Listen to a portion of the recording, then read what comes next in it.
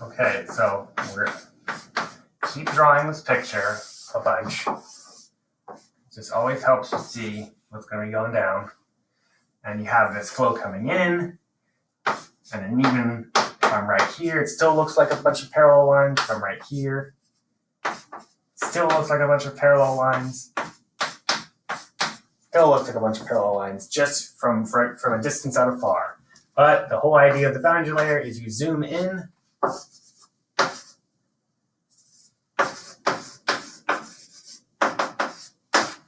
Zoom in, and then you'll get this classic image.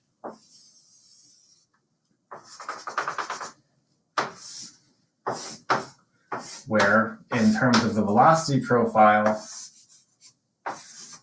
this is the boundary layer. This is my y coordinate. So if I zoom into here, my coordinate base, right? My coordinates right here. So a y-x right there, I'm zooming in. So here, so we have to think here.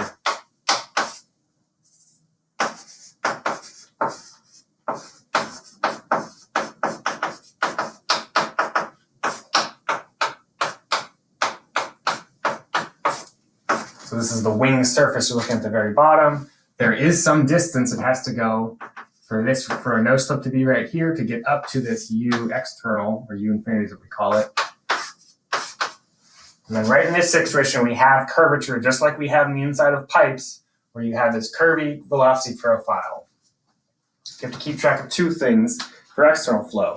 You're still looking for the u of y, but you also at the same time have to look for what size that is. One example I remind myself is that for a plane, right? Boundary layer is like 1 millimeter, right? And you don't know what that is. That's just it's just a credit card on top of the airplane wing surface.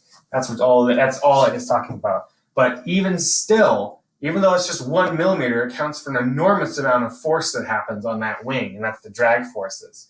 So I always remember just like if I just laid out a bunch of like credit cards over a whole wing surface, that they can account for like a lot of people working many hours to figure out how much power the darn thing needs.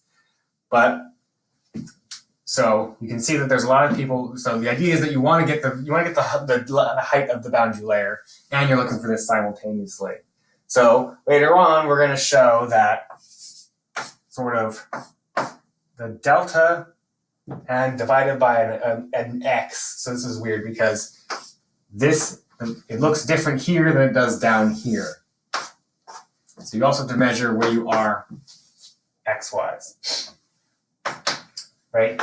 People figured out that you have this relationship here. So this comes from Blasius. And it's called blah, blah, blah, Blasius, but don't worry about that. So you can kind of see there's a dependence on your Reynolds number for this boundary layer height.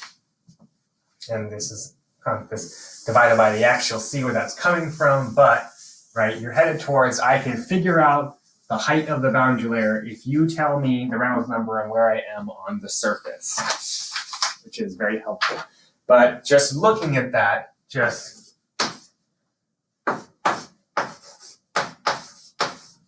is important. Right, so low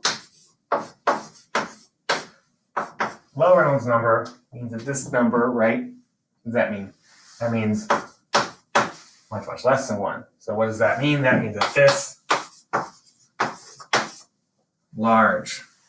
So for very, very low Reynolds numbers, right, this value is coming much, right? This value is coming much, much less than 1. So now this is 1 divided by a much smaller number. That means this value is blowing up. So that means the boundary layer grows, right?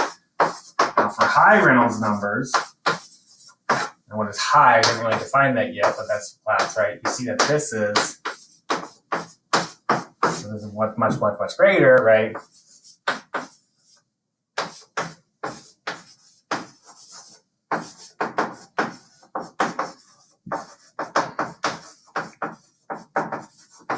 Right, like the airplane, right? So If you have a very, very high Reynolds number, because the relationship has this, it's proportional, has this 1 over Reynolds number relationship, it's very small for fast-moving things. You don't have to worry about it too much. But huge thing to always remember is just that idea of how thick this level is for the fluid to start looking inviscid is dependent on your Reynolds number and where you are, which is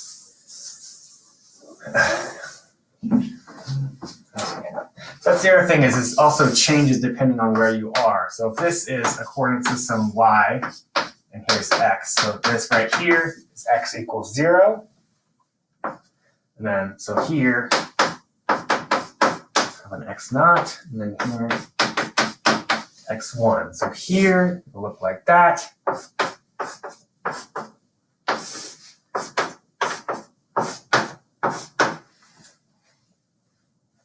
Okay, and that's what this x thing came from, because the same thing, this boundary layer is, right, it's divided by an x naught.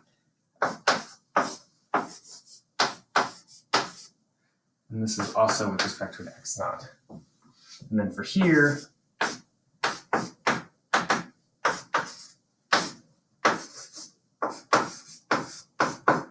x1. So that's the idea that this actually changes as you go streamwise down a plane. So these Reynolds numbers are the length scale in them with respect to an x. So this is a pointwise, so it's rho, this value, and then the x. So this is the characteristic, you have the characteristic streamwise plate length goes into your Reynolds calculation, but the relationship mostly just should, in your head, go Reynolds, Reynolds, Reynolds, Reynolds, Reynolds. Right? So up here,